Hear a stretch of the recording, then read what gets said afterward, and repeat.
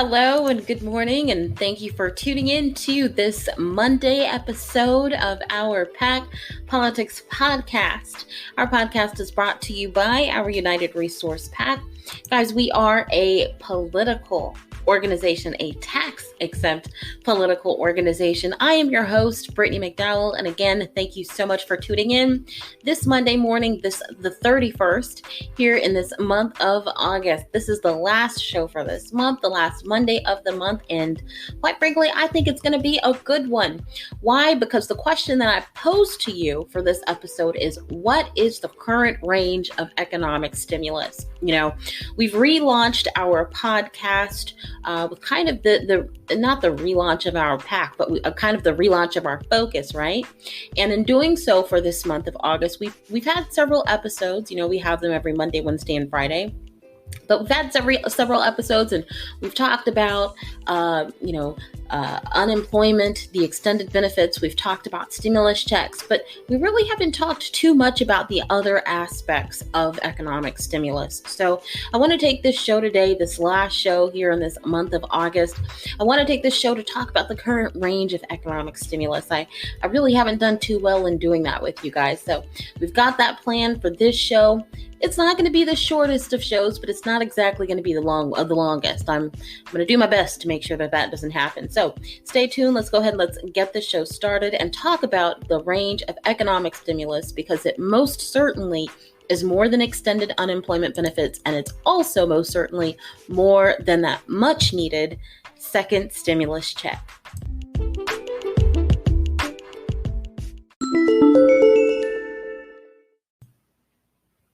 All right, so before we get started, before we start talking about the range of economic stimulus, let's first come to an understanding about what stimulus actually is.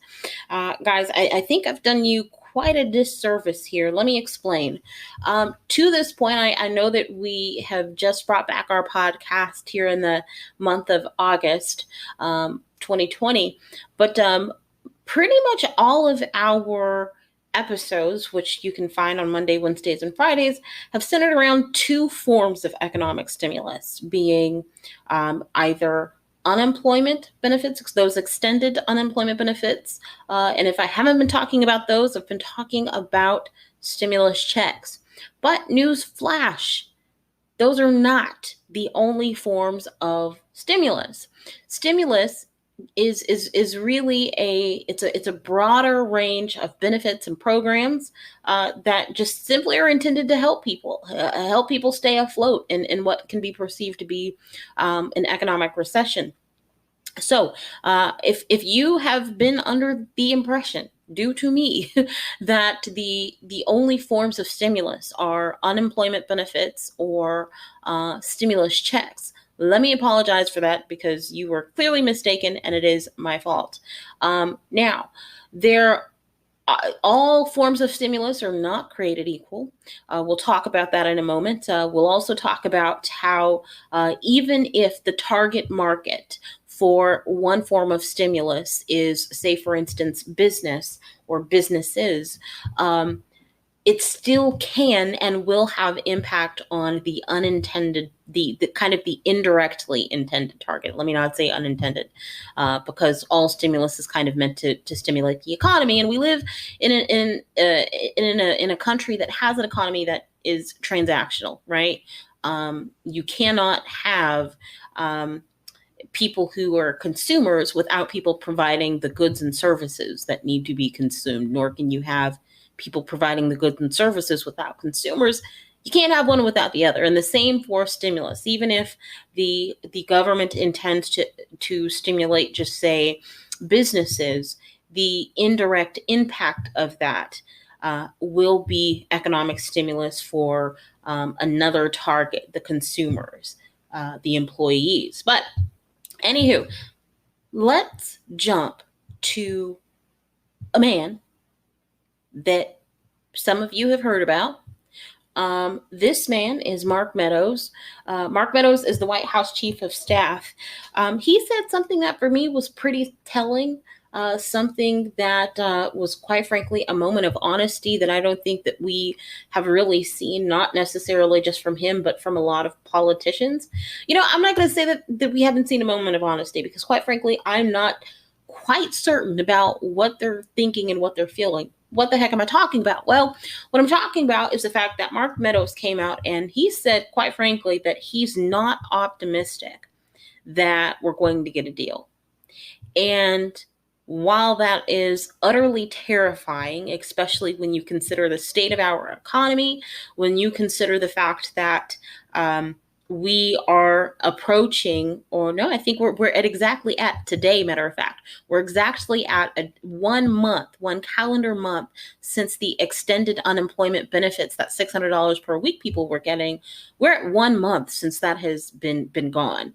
And so we are at the point where I think we can now start to expect to actually see the ramifications of those no longer being available. I think the previous few weeks, we've been kind of coasting along. I believe that most people were in a position where they were able to store up a little bit of those funds that they received, that $600. I can't quite tell you how much they were able to store up, but I can tell you that they are using it. They're using it to pay their bills. They're using it to pay their rent. They're using it to get food. But when you consider that with the uncertainty that they're feeling around knowing if they're going to get employed again, knowing if they are going to receive another form of stimulus, the extra spending that they were able to do has stopped. And you've seen retailers such as Walmart, such as I don't know, was Home Depot in there, but I know for a fact Walmart, they have reported the fact that they've seen that kind of decrease in spending. The level of spending still is, a little higher than expected, but again, we're just a month out of the spot where the $600 became null and void, where it went away, right? So, when you consider that $600, when you consider the fact that, when we received that first stimulus check, back 4 or 5 months ago at this point, the expectation was that it was only supposed to be just a few weeks, and here we are months later and we still haven't received a second stimulus check.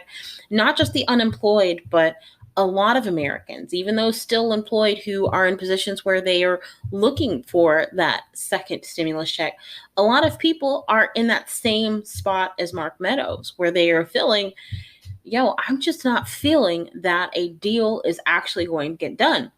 This is not just the sentiment of Mr. Meadows here. And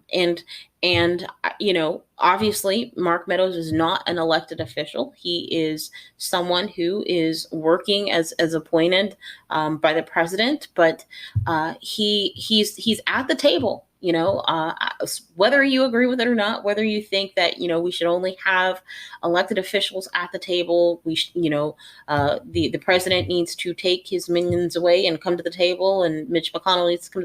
It's not about whether you agree with that or not. The point of it is, this person, even though he's not an elected official, he's at the table and he is saying that he is not feeling that a deal is going to get done.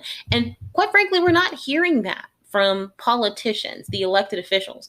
So the question I pose to you here is, who's more likely to kind of tell us, I don't want to say the truth, but does Mark Meadows, Mark Meadows is not an elected official, so he has no incentive to get up there and kind of put on this facade of, a deal's coming.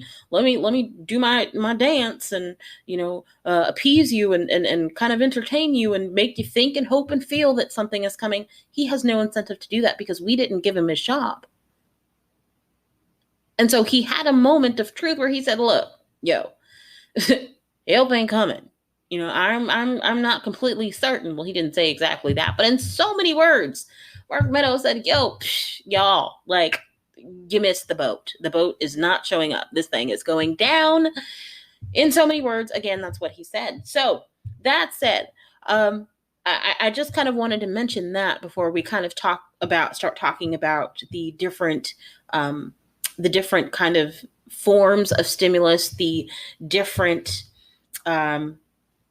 the range of economic stimulus, because the one thing I don't want to do is I don't want to instill um, false hope. Now, is there hope? There's absolutely hope, and I believe that our organization is part of that hope. If you, I mentioned all the time when we have our opening, I talk about how we are a tax exempt political organization. Well, what does that mean? Like, one of the things that I don't want to do is I don't want to use this podcast to kind of to this podcast is just kind of our marketing strategy. We don't, just to kind of, connect with people, right? But what we actually do is we're not a podcast. Like, this is not what we, are what we come together and do. Of course, we have a podcast, but it's not like the gist of what we do. As a tax exempt political organization, and I want to mention this before I go on, speaking about hope, because we're not the only hope. There are other forms of hope, but I'm going to talk about how we're the hope for a second. One of the things that we do, the main thing that we do, is we run what's called independent expenditures, and it's just a fancy way of saying political ads. And with us as an organization focusing on COVID-19 economic stimulus and relief, ultimately what we are looking to do is we are looking to, both in the long and short term, hold these politicians accountable by means of political ads, running ads to hopefully unseat them if they're not willing to provide efficient and sufficient economic stimulus. But that's where the hope lies. Voting is absolutely enough. I will never say don't vote. But if you believe that that is your only form of political power, you're mistaken. And I'm going to speak to kind of a different issue just for 1 second. I'm not going to let myself go off too much on a tangent. But this issue where we have in this country, where we have people protesting, right? Regardless of how you view the protests, the fact is there are out there people who are protesting. And regardless of how you view the issue, you cannot say, well, there are people protesting, right? Protesting is one form of exerting what you feel is political power. But I want to pose to you a question. When you look at the people who are perceived to be the most influential in our society, especially the wealthy, right? Those are the most influential people within the society. Are they out there marching in the streets? And I'm not saying this to say don't go out there and march. I'm not saying I support or don't support. Like I said, as an organization, we don't take a position on the issues that people are marching for, not because we don't find it to be important, but just because that's not our target focus, right? Personally, I have kind of my own personal opinion about it, and I don't think it would be of service to really mention it. I think that people have the right to go out there and protest, absolutely. But is that our only form of political power, right? Voting absolutely is not the only form of political power. It means something, absolutely. But here's the deal. When you look at the people who are most influential, we hear the term that people are like buying the elections. Are they literally going out there and going to just say the Federal Election Commission and saying, hi, I'd like to buy, 500,000 votes. Here's my money. No, that's not what they're doing. When they say people are buying the elections, what they mean is that people are taking their money and they are giving it to political candidates, giving it to political action committees like ours, and they are influencing the election by running political ads and influencing what other voters think.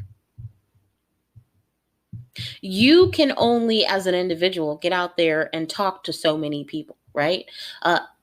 Now, with social media, you can absolutely reach more people than just like your immediate network, but it's still pretty limited. But when people pool together, when they pool their resources together, what they then can do is they can take those resources and use them to influence an even larger group of people, which can yield benefits of those people using their votes to make impact or to kind of sway the electorate in a way that is favorable to what the original party wanted to happen. But so say all of that, and let me reel myself back in. I say all of that because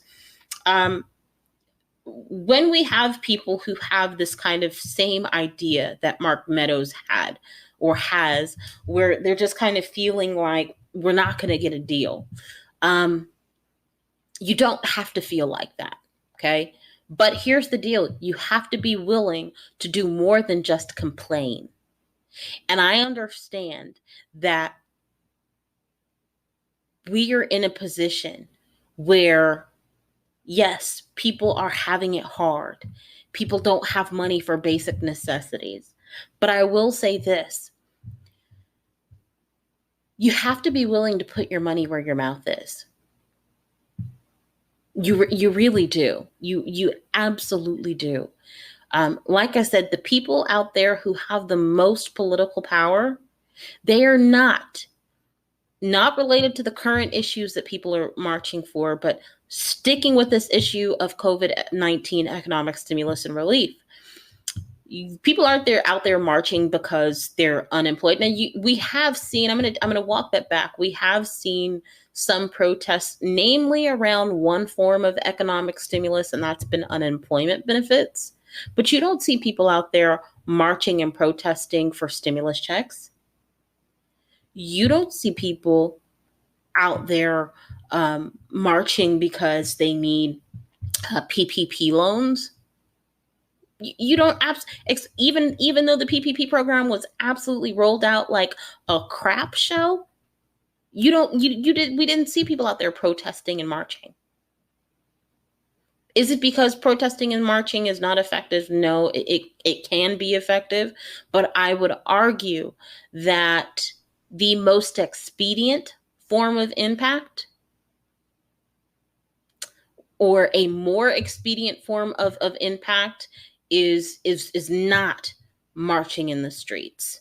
It's not. Again, so please do not misconstrue it. I'm not saying don't go out there and march. Like I said, my personal opinion is that people, if that is the only form of political power that they're aware that they have, absolutely do it.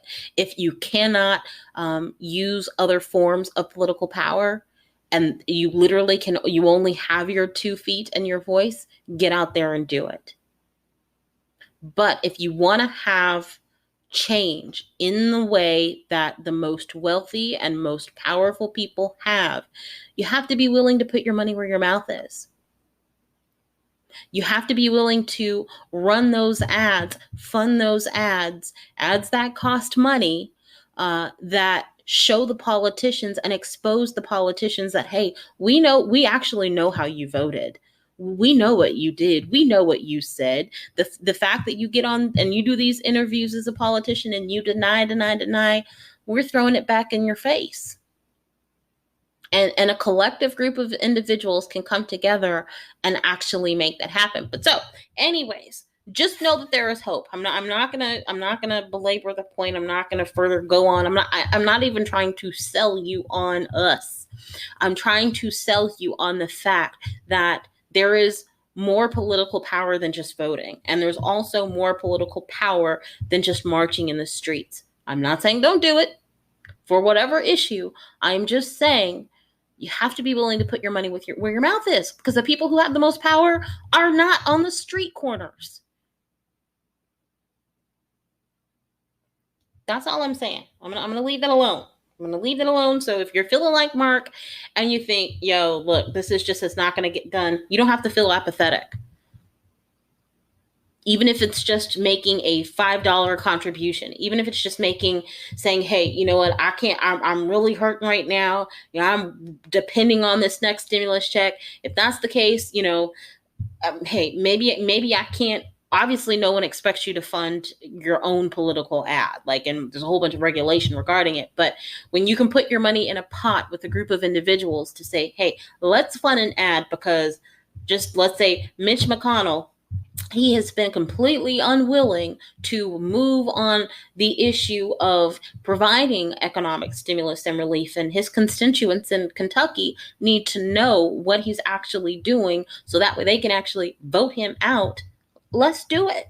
We don't have to march in the streets. We don't have to just sit and complain. We don't have to feel and say, oh, these politicians are so stupid, or these Americans, or, this is exactly what they want. They want you to give up hope. They want you to feel like you don't have it. They want you to be completely unaware. Let me make this point, and then I'm going to kind of take a quick break before we continue. But I will tell you, when it came to, now mind you, I'm not just hosting this podcast. I've said before, I hold a multifaceted role, right? I founded the organization. I serve as our president on the board of directors, and I'm also chief executive officer. But when it comes to the type of organization we are, a political action committee, a super PAC specifically, if you would have asked me years ago how I felt about money in politics, I would have been singing the same tune as everybody else. We've got to take the money out of politics. To a certain extent, I still feel that same way. But here's the thing. I'm sure you've heard this before. Don't hate the player, hate the game. I could have sat on the sidelines this entire time talking about, oh, we need to take money out of all these, they just, them and their donors and them and this. And okay, no, what I'm going to do is I'm going to stop complaining. And I'm going to say, you know what? Rather than complain about the fact that these people have, influence above and beyond the average American, let me actually make something happen. And that's where Americans have to get to. You have to ask yourself, are you actually willing to do something about the issue? Because if you're not, no offense, shut up. When I say do something, it doesn't mean you have to give money, have to go the route of dealing with the PAC. But if you're not willing to, help fund ads, if you're not willing to call your elected officials, write your elected officials, if you're not willing to talk to friends and I don't mean just talk in like a complaining type of way, but like talk in terms of educate people, because some people, they're completely apathetic about politics, and so they just don't even pay attention anymore. Mark Meadows sounds like he's well on his way there.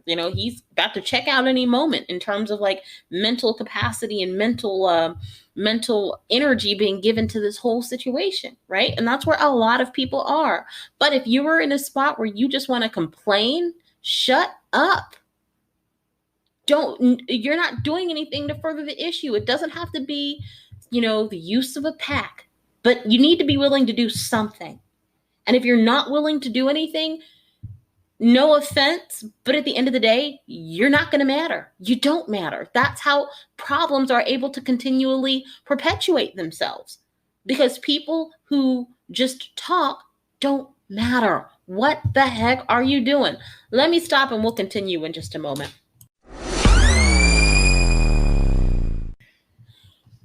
All right, so I dwelled in that spot a lot longer than intended. So let's actually talk about what I want to talk about during this segment. And again, that is various aspects of economic stimulus, because it is stimulating the American economy is more than just stimulus checks, and it's also more than just unemployment benefits, those unextended benefits that I referenced earlier. One of the ways that and this might seem kind of surprising for some. One of the ways that the economy can actually be stimulated is through the post office. And you're probably like, Brittany, what the heck are you talking about? Well, I will admit that in the very beginning, not the very beginning, but when we, heard of the whole debacle that was happening with the post office, and then when I heard about the fact that Nancy Pelosi was able to corral people back for a vote on the post office and funding for the post office, immediately and initially, my train of thought was, really, you could, bring people back for the post office, but you couldn't bring them back to vote on stimulus checks or bring them back to vote on unemployment benefits. But here's the deal. They were able to pass, the House was able to pass the funding for the post office back on the 22nd, so about a week ago. And on the surface, it may not seem that that stimulates the economy. It might seem like it's just an issue that has to do with protecting the election, which is very much an important thing, right? That's something that every American should absolutely want to do, protect our election, you know. But it's an economic issue because the money that was actually that's actually being voted on is money that is going to be used to meet the requirements to deliver the mail, right? But not just, we need to deliver mail, but deliver mail due to the pandemic. And we're in a situation where we have this pandemic, and, the numbers over, from what I've been kind of looking at, hospitalizations have gone down. But we're still seeing cases. And the expectation is that for the winter and the fall, we are going to see an increase in cases. Okay. Our election happens in November. That is prime time for not just COVID, but that's prime time for the cold and flu. And we are already dealing with a whole lot of people getting COVID, and that has negatively impacted our economy. And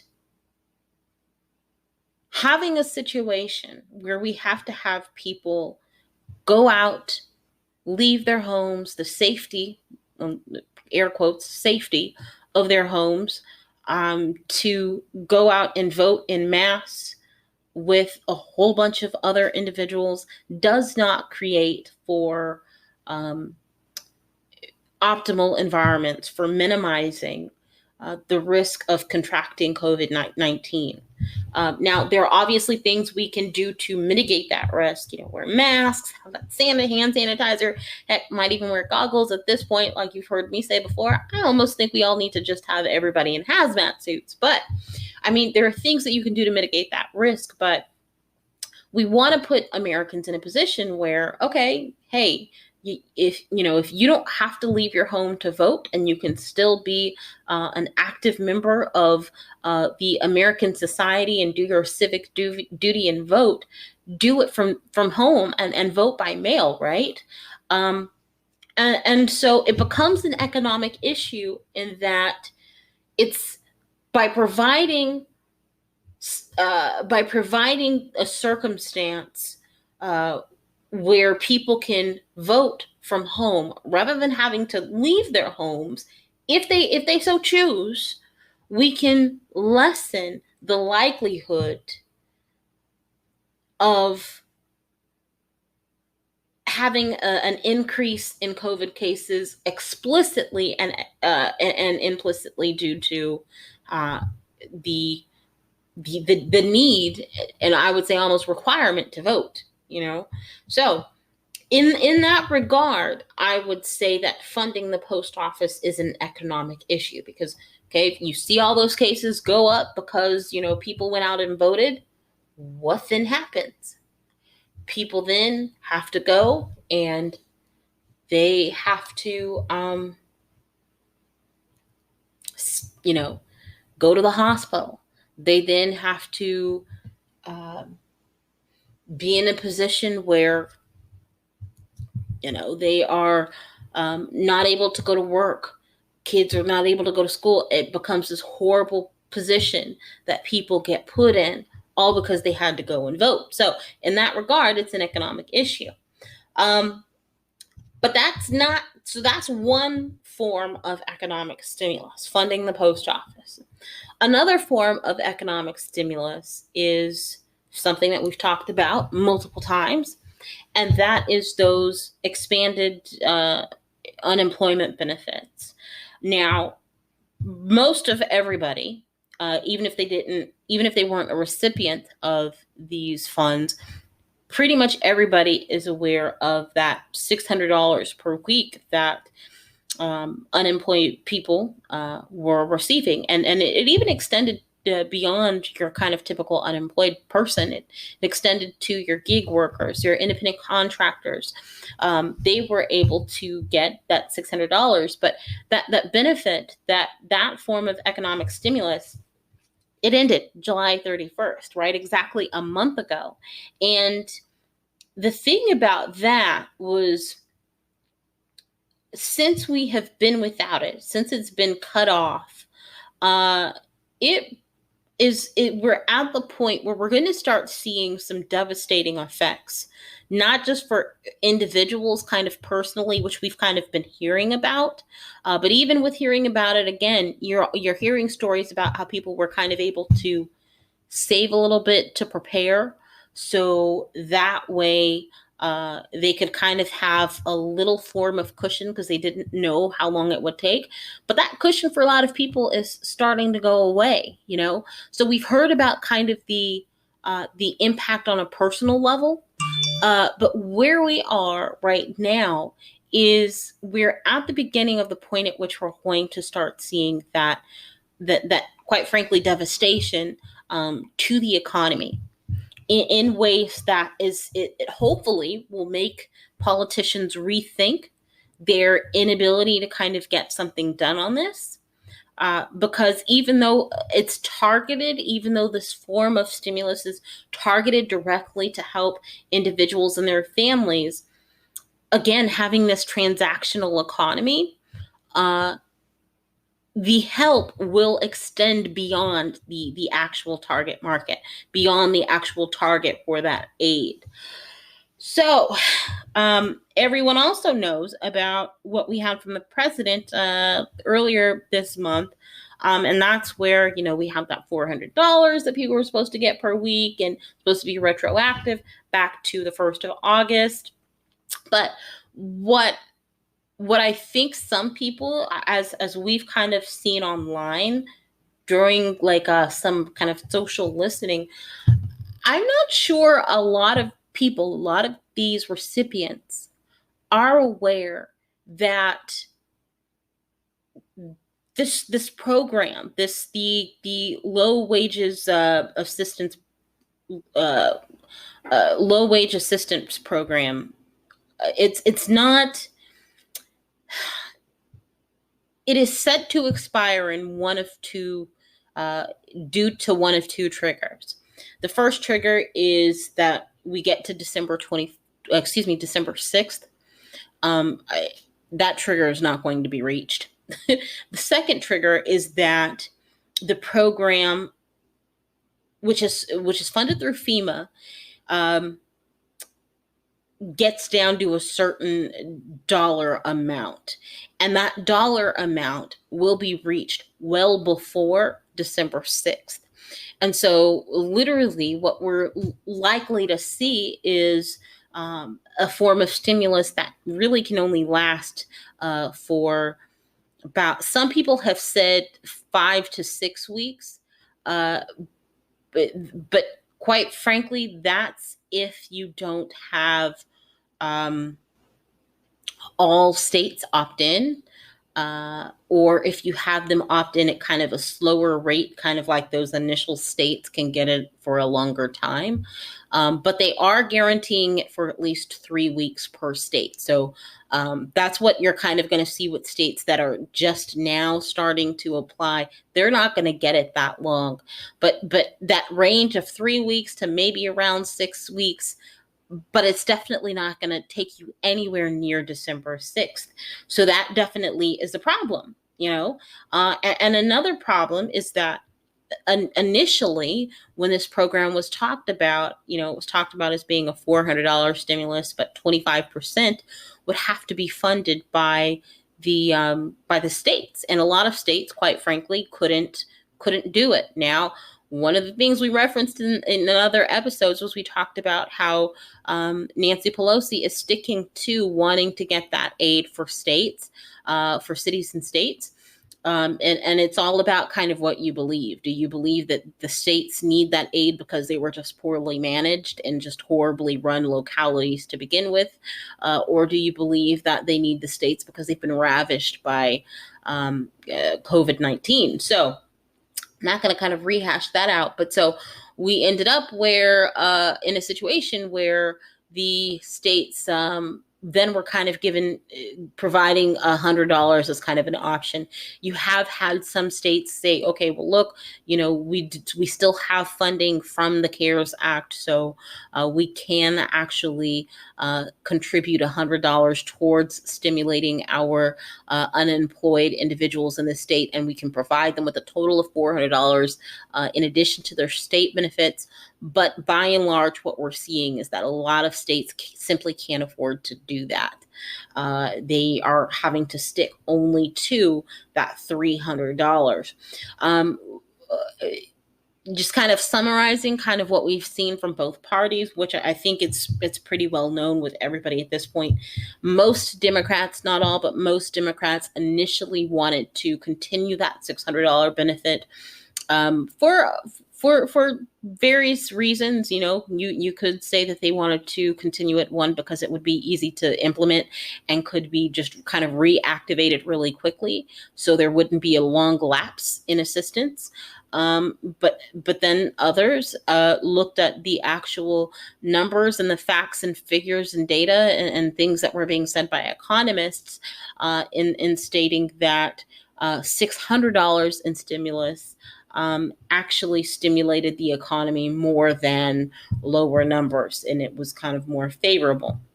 Republicans initially came to the table saying, look, we only want to stimulate you with $200, but they were willing to kind of come up with $300. And I don't think that it's a coincidence that that's where we had, later found the president to end up with his executive order. So that is another form of stimulus. Another form of stimulus that we've also referenced here on the show is another stimulus check. We had under the CARES Act, we had a stimulus check that was sent to over, I think, about 160 million Americans. They got checks. Some of them got prepaid cards. Some of them got direct deposits. But this was aid that was like the unemployment benefits, was extended benefits, was sent directly to Americans and their family. And the idea is that when you give people money, it will stimulate the economy faster than giving money, just say, to businesses.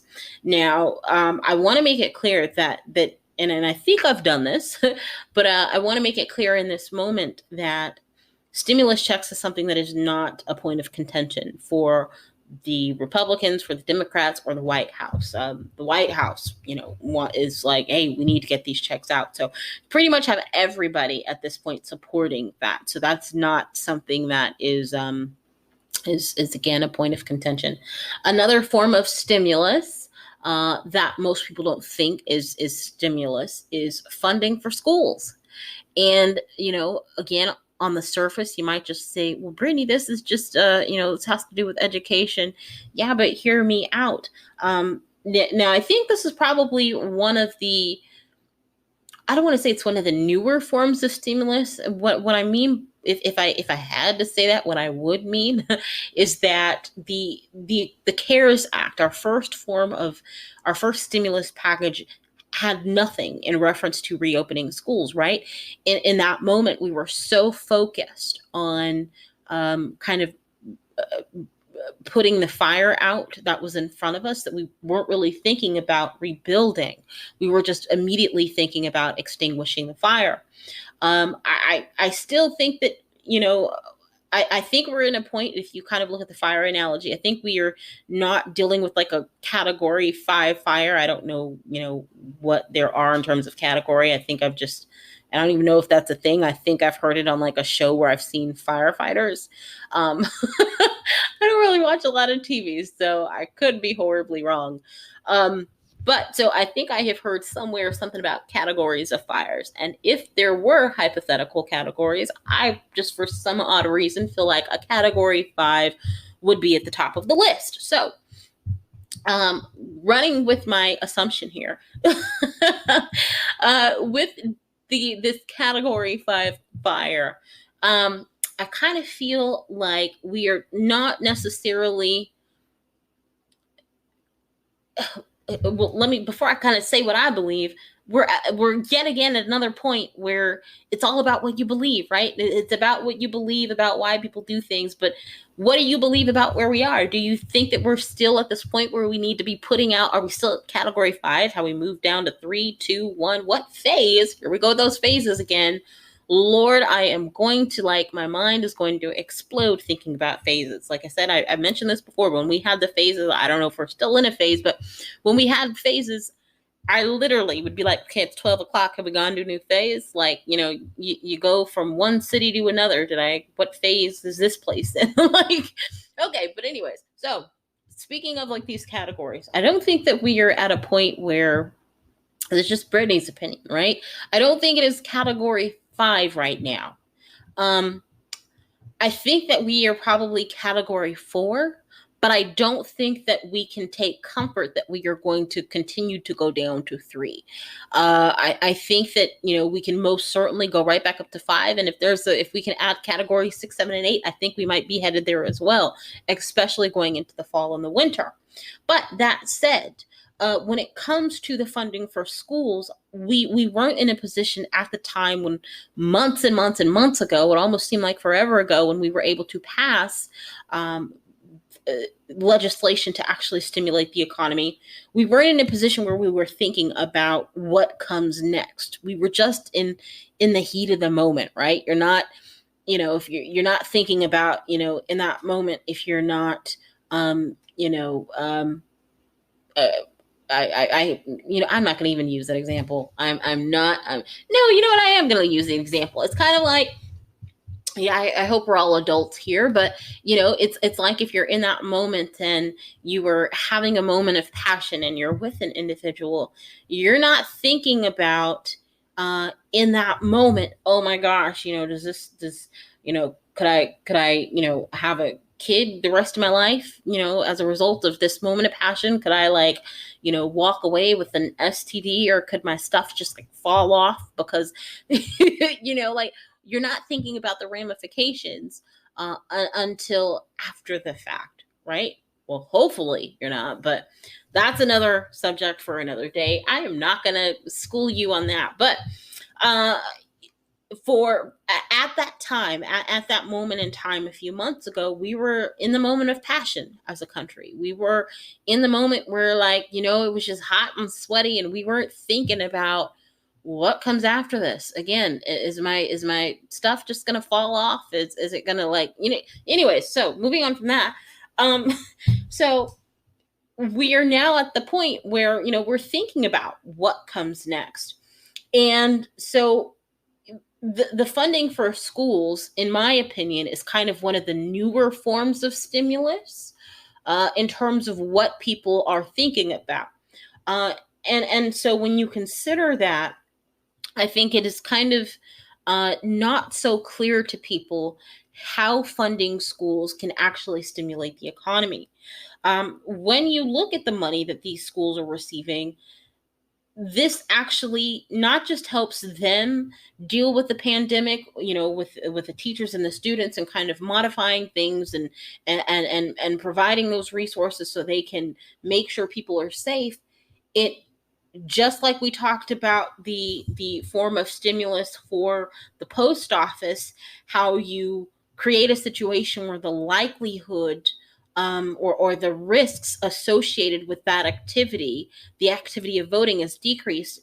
In this respect, the activity of going to school, not just for the students, but for the faculty, for the staff, for the teachers, the activity of going to that location has a decreased likelihood of people contracting the virus. Now, is it going to be zero? No, and I don't think that we can expect that.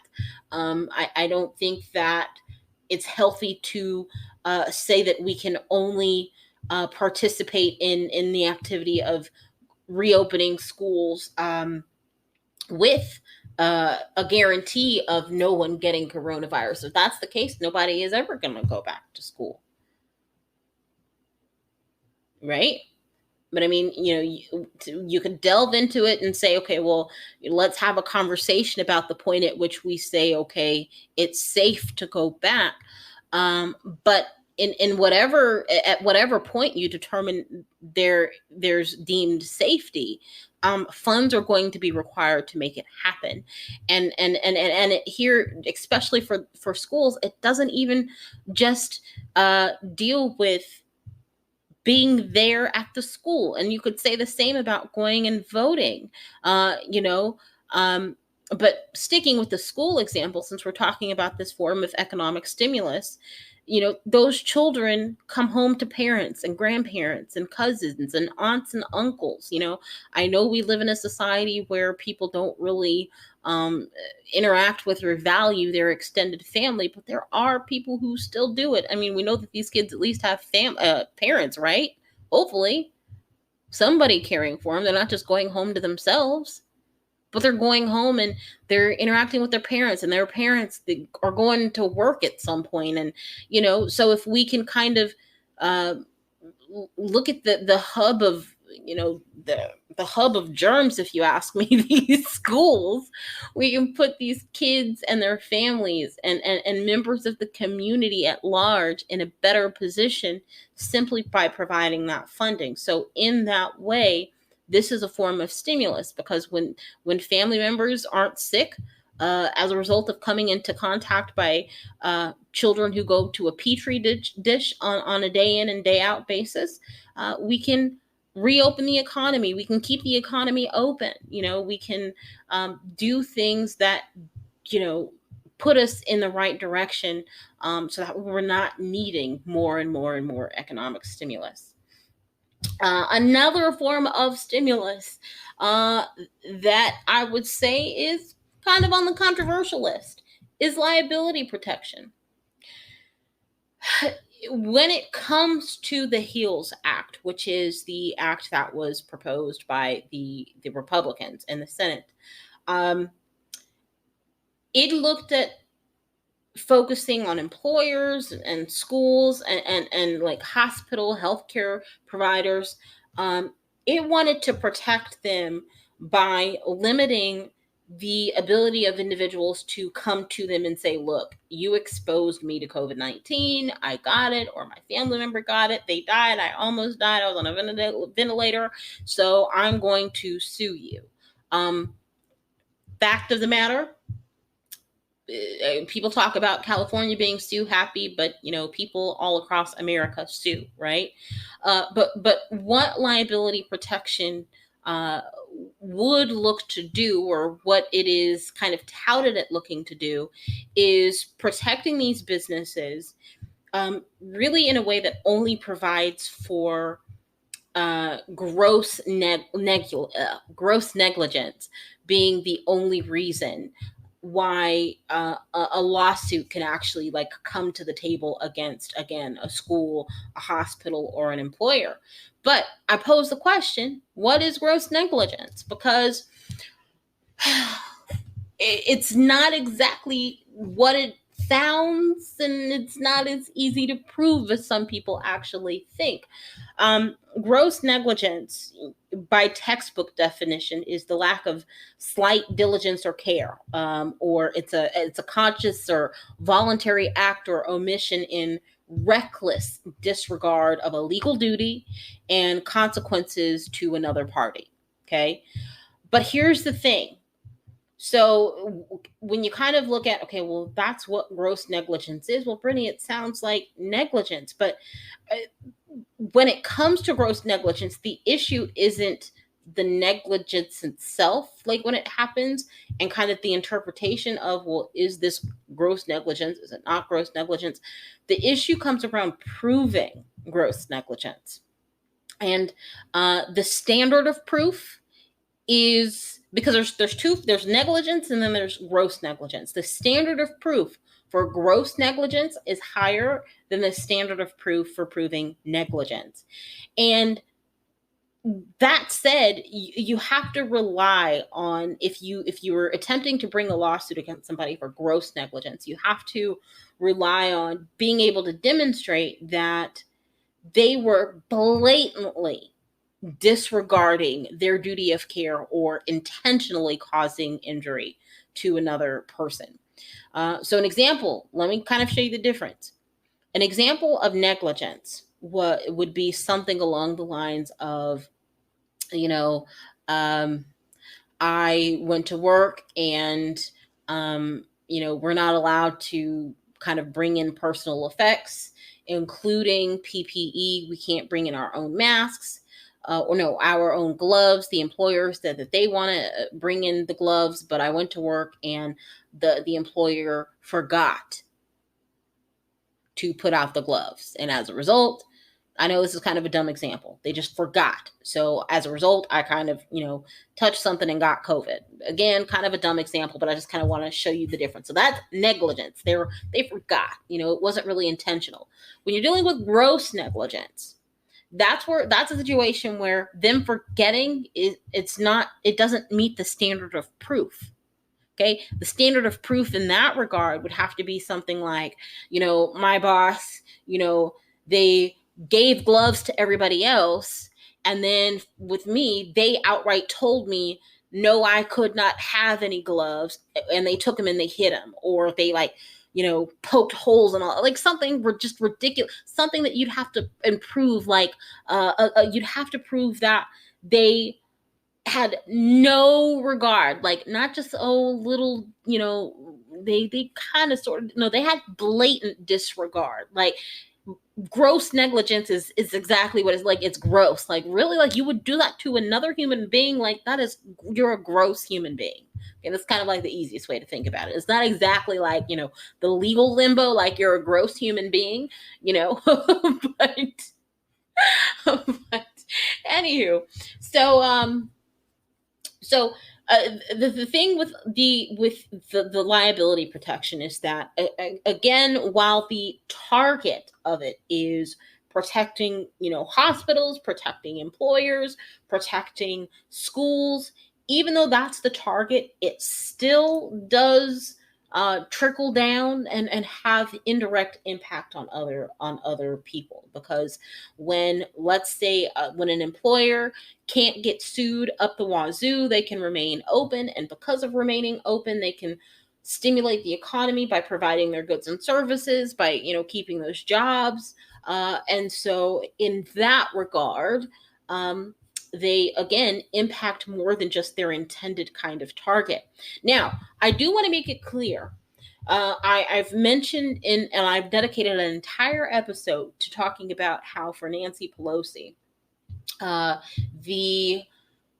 what her hill to die on is aid to cities and states. Like she is willing to die for that. Not like literally, so please do not misconstrue, but like politically, she's willing to make some serious sacrifices for aid to cities and states.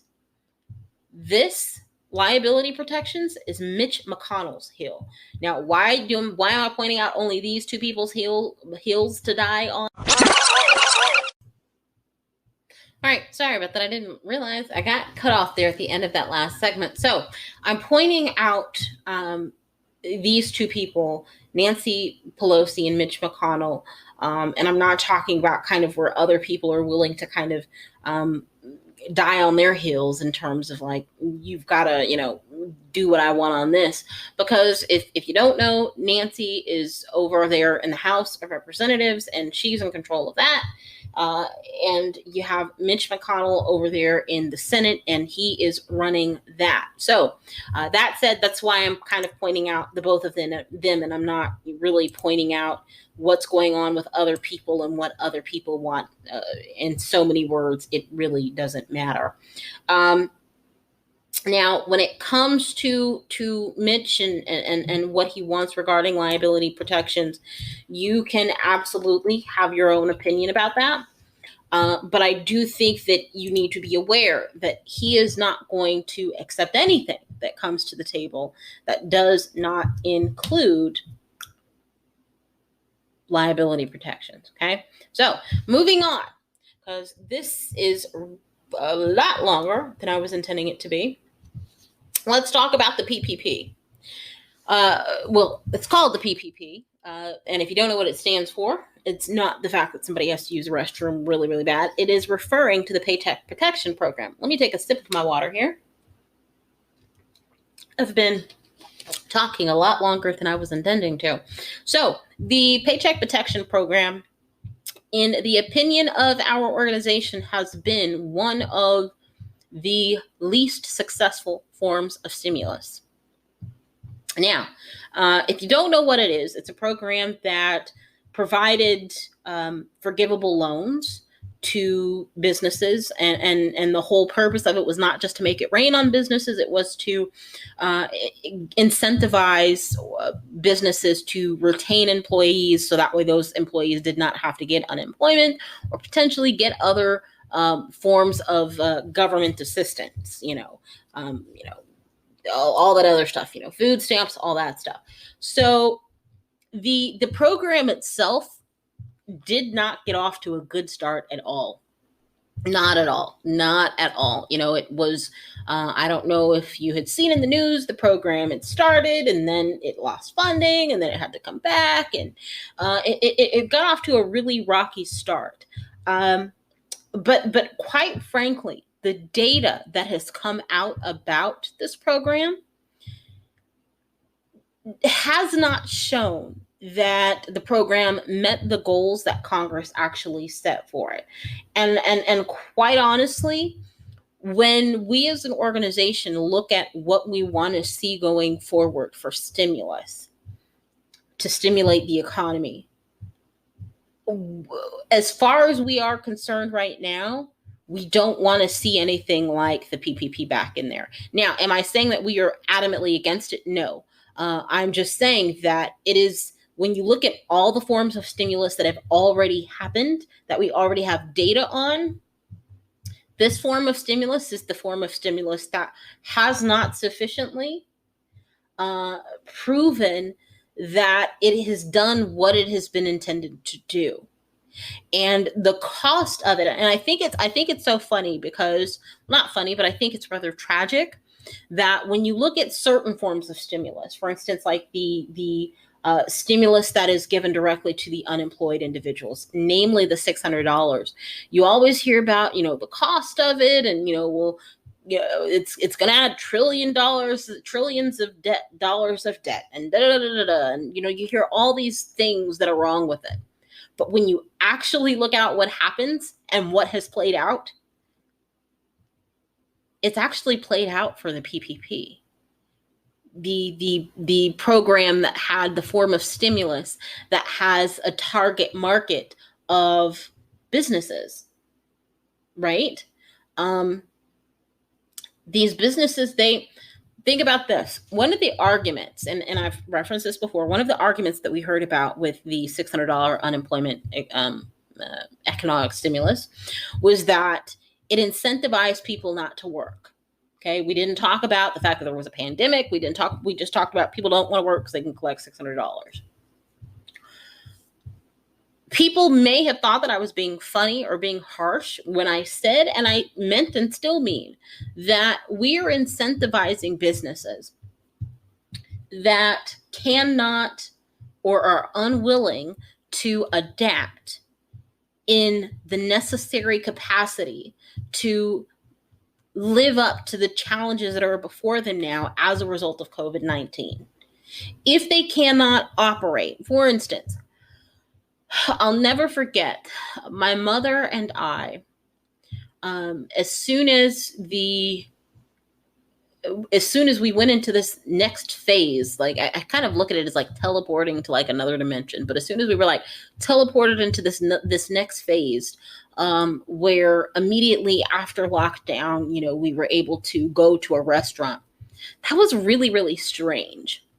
I'll never forget, we went into Red Robin. We like had a taste for like a burger, and we were like, okay, burger and unlimited fries, let's go, right? And those garlic fries, oh my gosh. Now, okay, let me stop. So we went in and, for one, you walk into the establishment and there's not really a whole lot of people. You've got the social distancing. I had already kind of gotten my mind, set up for the fact that things were going to visually look different. But one of the things that I will never forget was, well, I always make a point to be very, very kind to, if I have a waiter or waitress. I believe you have to do that, right? I try to be personable, and I try to, in the very brief time that I have with that individual, create some sort of positivity for them, right? Not just positivity in the form of leaving, a decent tip, which I hope you guys are all doing out there, right? Or at least have done when you have the opportunity to do it. But I really try to kind of, serve as kind of like a ray of sunshine and not be that kind of difficult customer, and kind of get to know them in as quickly of a way as I can. But so in my quick kind of conversation with the waitress, one of the things that she talked about that I won't forget was that, yes, she still had her job, but she went from working full time to working, I think she said 2 hours, 2 days a week. And she appreciated the fact that she was still able to keep her job. But at the end of the day, it was not enough. Bringing this back to the PPP, a lot of businesses, as part of the PPP, they got this money if they agreed to keep employees on. Okay? In that agreement to keep employees on, they were supposed to keep them on until a certain time, or at least attempt to keep them on. They were to, for those people that they claim they couldn't get back because, they were just so happy with the $600, they had to at least make an attempt to bring them back. What we have now seen with that program is we have now seen a situation where those businesses got the money. For the most part, they were able to try to do what they were supposed to do. And the problem is not that people didn't come back because of the $600. And I'm not saying that didn't happen. I mean, you obviously will always have some sort of bad actors, right? If, again, just how we can never expect to say, well, we can't send kids back until there's no risk of COVID-19. We also can't say, well, we can't do a program because some people are going to be buffoons and idiots and take advantage of the system, right? But so what happened with these businesses who got the PPP loans is they got the money, and they were able to keep, in some cases, they were able to keep their people on. And for some businesses like Walmart and such, they saw a boom in sales, right? They saw people coming in and spending in their establishments like never before. But that was not the case for all these businesses. So what we had a situation where taxpayers gave money to businesses, and by and large, most organizations, again, we're not talking about your Amazons and your Walmarts, most organizations saw significant declines in patronage. And as a result of that, while their expenses remained the same, or even if they were reduced a little bit by, the people who decided not to come back, or the fact that they maybe made operational cuts that allowed them to reduce those benefits, they still had a situation where their revenues were reduced. I don't know if you know this. Sorry about that. I don't know if you know this, but the average organization can only last, or has really only 27 days worth of funding that can get them through if they don't bring in any revenue. And so for these businesses that saw significant reductions in revenue, or went flat out to having no revenue, maybe due to forced closures, even with getting that funding, it was it didn't do any good if they either couldn't have customers come or customers didn't want to come. And that's where I think we really went wrong as a country. We didn't address the fact that sometimes, no matter how much you corral people, whether it's to go back to work or to go out and spend the money, even if you've given the money, if they don't feel safe, they're not going to do it. Think about like trying to like make a horse do something. If that horse is fearful, do you think you're going to get that horse to do what you want it to do? Especially if its eyes aren't covered and it can see. Now, maybe you can make attempts to cover the eyes of the horse to kind of, take away its ability to see its surroundings. But anywho, the PPP was not this grand success for a multitude of reasons. Not necessarily because we shouldn't have given businesses money. No, I think in certain circumstances we absolutely should have. But I think to kind of go along, it's kind of like that train of thought, trickle down economics. You hear it a lot. This is kind of an example of that. You give the businesses the money and you pay no regard or very little regard to the fact that they require businesses. I mean, they require customers. And if customers are too scared to come in, or if they can't come in because of government shutdown, maybe the businesses, like we've seen with the restaurants, some restaurants have converted their parking lots to dining areas, and they've been able to pivot. They've been able to find a way to provide value that would allow them to, even at a reduced cost, I would assume, or not a reduced cost, even at a reduction, speaking to a reduction in their income, they still are able to, make a profit. I'm sure it's reduced. But I mean, I guess the running theory in this new economy is something is better than nothing, right? So there's that one. The last one that I kind of want to mention, because I really do need to close here. I really was not intending for this episode to be this long, and I wow. The next one and final one that I'll mention is one that really doesn't get talked about a lot either, because the target market for it is businesses, but it directly impacts employees. And that's the employee retention tax credit. You may have heard about it, especially in the beginning, but it's not really something you hear too much about currently. And so this was a program where employers could receive a refundable tax credit if they paid wages to an employee during the pandemic. So think about it. The employers almost got a 2-for-1 deal. Think about it. They got money to pay people to keep them. Then for that money they were given, they got a tax credit. So it's like they got free money and a tax credit. Now you could turn around and say, well, Brittany, individuals got unemployment checks and they got stimulus checks. I'll take that one. But anyways, I will say, there's not, for the tax credit, again, it's not a direct payment. Like when you hear about the, what is that? For the tax credit,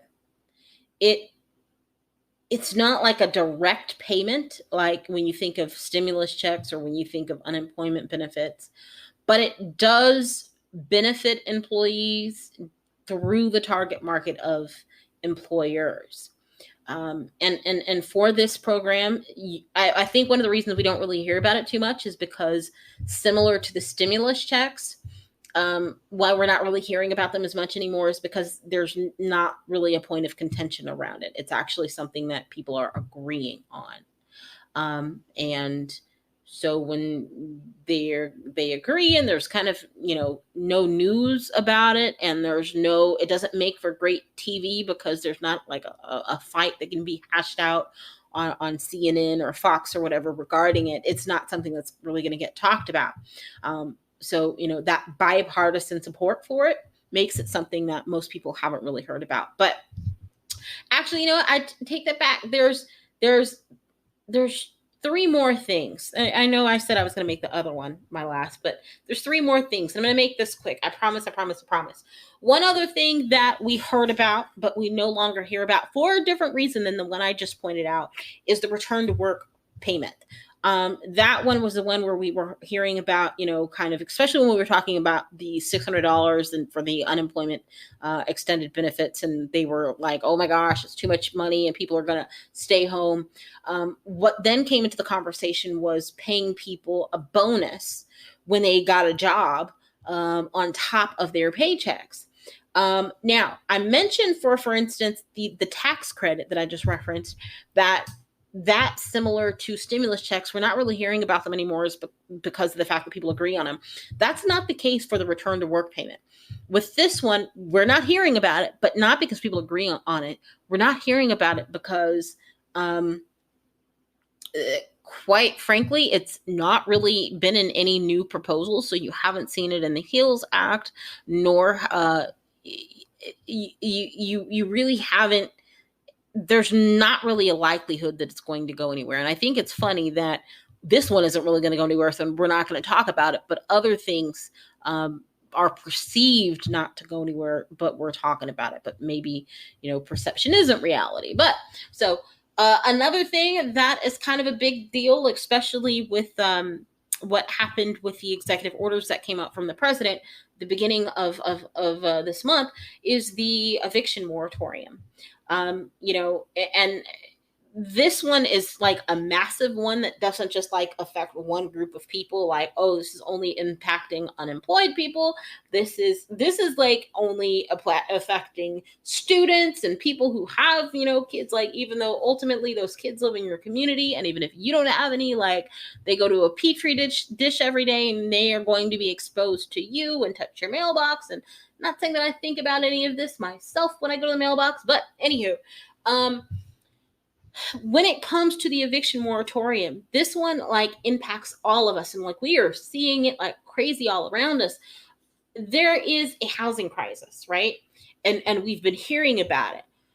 40 million people in this country are in a position where they are likely to lose their homes. Guys, we're dealing with like around close to about 15% of Americans. Like, can you imagine if 15% of Americans were out on the streets? Like, that would be nuts. Absolutely nuts. And we've heard about, eviction moratoriums before because we had one.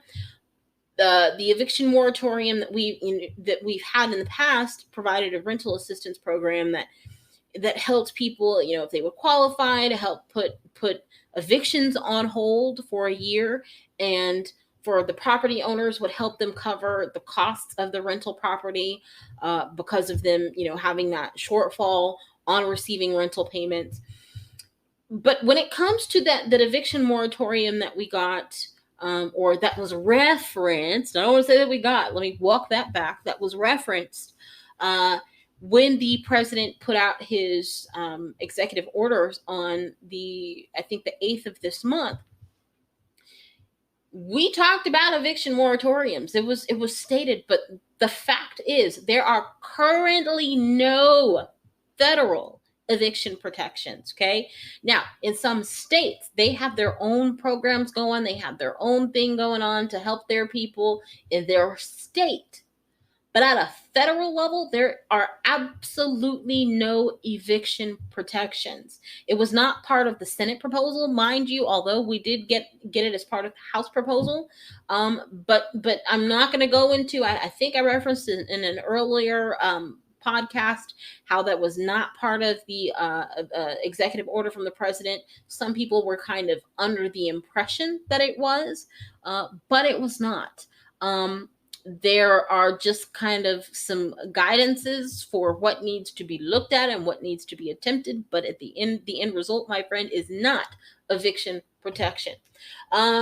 in an attempt to kind of speed this up, one more thing that I do want to talk about, and that's the payroll tax cut. The thing that, again, the President Trump, who touted there being non-existent federal protections in an executive order for his eviction moratoriums, he touted the payroll tax cut, and he's been, quite frankly, if you ask me, he's been pushing this from day one. He has been the pusher man for payroll tax cuts.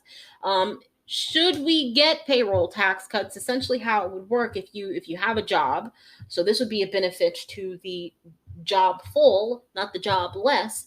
If you have a job, it would let you keep more of your earnings. Now, your earnings from each paycheck. I think per every $1,000, it's only like $7 or something like that. So like if you're looking at like some windfall of cash, if you think that you can, take your, if you are given a payroll tax cut, if you're thinking, oh yeah, I can take that and make it rain and go to, what is it called? Night City, Jack City, some city of a nightclub, and, make it rain in the club, you're not going to be able to do that. Like, I mean, $7, I mean, you could, but I don't know how much that's going to get you, So, it's not, it's just how we talked about the PPP not really being, the greatest form of stimulus. Not saying don't do it, but it hasn't really proven to be successful, given the implications of that money. Even though it would come in on a consistent basis, as often as people got paid, they'd see that it's not something that would be significant enough in number.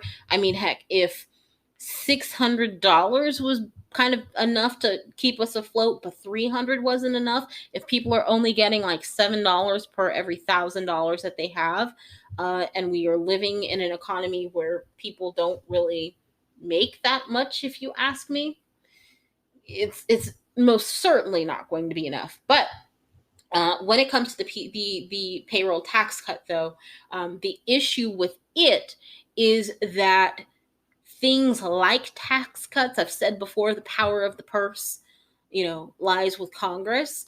Part of that purse, what's in that purse, is tax cuts, and it comes by congressional vote. And so you can't do it by presidential order, which is why we didn't see it as an executive order. And quite frankly, it's not something that Congress has really been pushing. And I know it's because they understand right off the bat that it's not going to provide the economic impact that we need it to make. I think some are open to it, but they're not pushing for it, if that makes sense. So all of this said, let me wrap this up because I've been going far longer than I have needed to. At the end of the day, guys, stimulus, economic stimulus, this package that we talk about is not like one thing. It's not just stimulus checks. It's not just unemployment benefits. It's just not the PPP. It's just not tax cuts. It's many, many, many, many, many things. There's not a single vehicle for recovery. Did I even talk about everything today? I absolutely didn't. There were more things that I still didn't talk about. But you see, this episode has already been long enough. Maybe we'll cover it in other episodes, but I will stop talking about this right now because I've already spent too much time. All right? Hope this was insightful.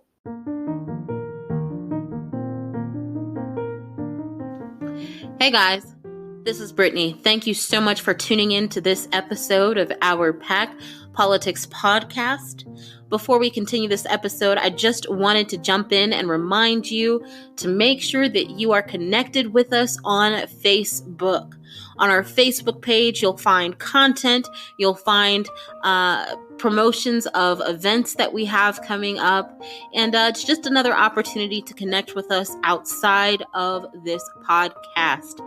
Now, if you want to connect with us on Twitter, I'm sorry, you can't. We got it. But again, you can find us on Facebook, and you can find the link to do so in the description box of this episode.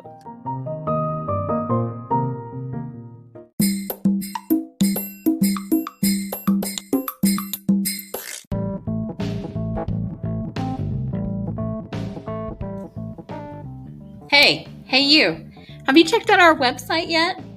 You can find a link to it in the description box of this episode. Over on our website, you can learn more about who we are, what we do, the issue of COVID-19 economic stimulus and relief, where we stand on the issue, what we want to see. You can learn more about the policies that we support and oppose that are connected to the issue. You can even check out our latest blog posts. You'll also be able to contact us if you wish. Check it out.